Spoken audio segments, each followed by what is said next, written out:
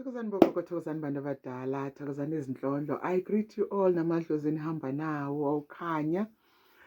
Thokozani and welcome to my channel. Don't forget to like, comment, subscribe and share. It's so good to be back, to be here with you. Thokozani bogogo, thokozani izindlondlo. Ninjani bantu abadala?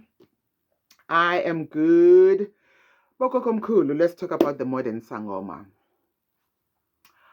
I have seen so many people and encountered them, and I've also observed some conversations, bold conversations from people who know nothing about what they're talking about, who know nothing about being izangoma, who know nothing about what you go through, who know nothing about mthetho, who know nothing about your guidelines from your ancestors and your spirit guides about how to handle ubungoma bakho.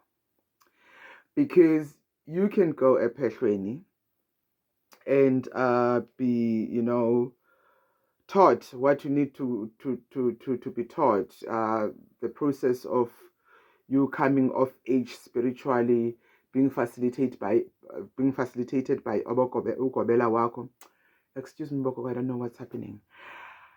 And then coming out. Now, going ephehlweni is like grade R for kindergarten, because that is the foundation. The rest of the work would have been started before you went and will continue beyond. You are itwasana till you die, because every day you learn something new about amadlozi akho. Some, they don't come up while usesephehlweni, they come later. Remember, within the spiritual realm, there's like a hierarchy. So there's different levels and different tasks for different spirits. So that's why some people, when you meet them later on, you knew them being called a certain name. Then later on, you find out they are being called a different name because another dlozi came, some dlozis who are the main for the work, they come later. And some, they will come earlier. So it depends, it's not, this is spirit, not one size fits all. So now, let's talk about modern dlozi. The expectations from yourself, from your spirit guides, from your family, from society.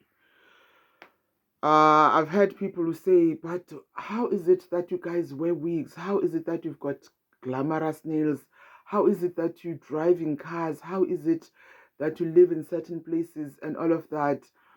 And most times I always find that people who ask that question are people who are either running away from their calling or people who look down on the calling itself. Therefore, they tend to demonize and are seeking to continue demonizing wobungoma because they want people not to do it. If no one is doing it, then it's okay for me not to do it as well, And it's such a fallacy. It's such a pity because somehow they kind of plant seeds that create stigma, but at the same time, they put too much fear on those who are still supposed to take their journey. And you'll find someone is still struggling with themselves, and now they have these people who are saying all these things. And as well, there's that expectation that if you're a sangoma, you're supposed to be dirty. You're not supposed to be looking corporate. You're not supposed to be looking a certain way, smelling a certain way. You're supposed to be smelling of smoke because you were making it easy. Apparently, you're supposed to be smelling somehow. You're supposed to be smelling of goat fat. You're supposed to be smelling of this and that and that. Hi, boo. Hi, Bobo Coco. The modern sangoma has evolved. It's the same thing with people thinking that you cannot use technology Because with the sangoma, I've had someone asking me, how do you do online consultations? And I'm like, how not to do online consultations? Because we are dealing with spirit here.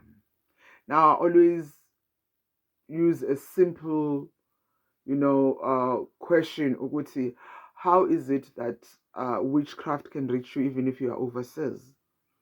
Then why is it that it's strange if we can do consultation online? Because we're working with spirit. Spirit is omnipresent, So why is it so strange for someone to say, I'm doing online consultation? It's spirit, people. Spirit moves everywhere. It's everywhere. All that needs to happen is to do the connection.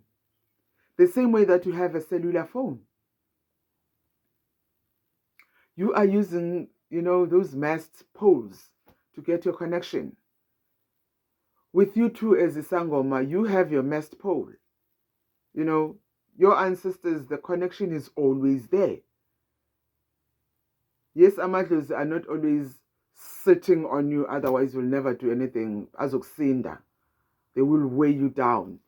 That's why we say when we finish ukita, when we finish dancing, we say you're returning to the seas, to the ocean, because that's where they live.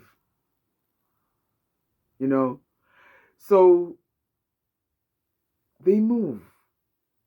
It's spirit. So it's possible to do online consultations, and everything it will be accurate and everything.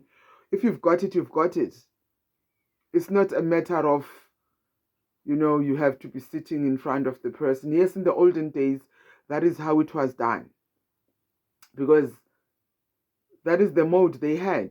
But now times have evolved. Are you telling me that during lockdown, people could not consult? No, they could. Online. 4IR took off during lockdown. So many things shifted.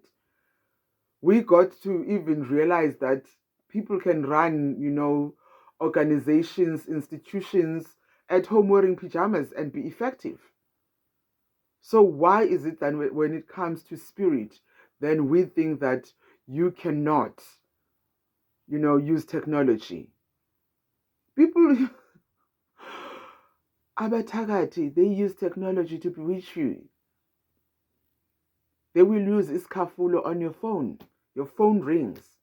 You pick it up. It's a private number. And the person on the other side is not talking, just breathing. What do you think they're doing? They're just breathing. No, they're doing something to you. How is it possible that you can pick up someone's energy just from a phone call, from their voice? It's energy. We are energy manifesting in a human form, having a human experience. That is why even amadlozi ethu, they come to us so that they can continue to have the human experience as an energy, having the same experience that we have. So how is it that it seems impossible that one can do a consultation online? So people, get on with times. 4IR is here, it ain't going nowhere. And all we need as well is to get on the bandwagon and move. Spirit is omnipresent. See you on the next one. Stay blessed.